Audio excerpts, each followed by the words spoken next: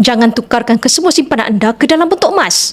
Seorang penyimpan emas saya beritahu, beliau ada simpanan sebanyak RM30,000. Jadi beliau ingin tukarkan semua simpanan tersebut ke dalam bentuk emas. Jadi perkara pertama yang saya minta beliau buat ialah alihkan simpanan 3 bulan pendapatan untuk simpanan kecemasan. Selepas tolak simpanan kecemasan, masih berbaki sekitar RM20,000.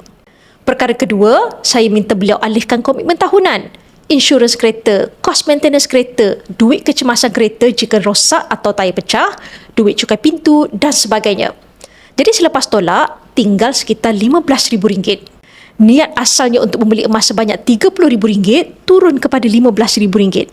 Anda bayangkan jika beliau tukarkan semua simpanan ke dalam bentuk emas dan kemudian terpaksa jual emas untuk kegunaan kecemasan dalam masa terdekat, beliau berkemungkinan akan rugi.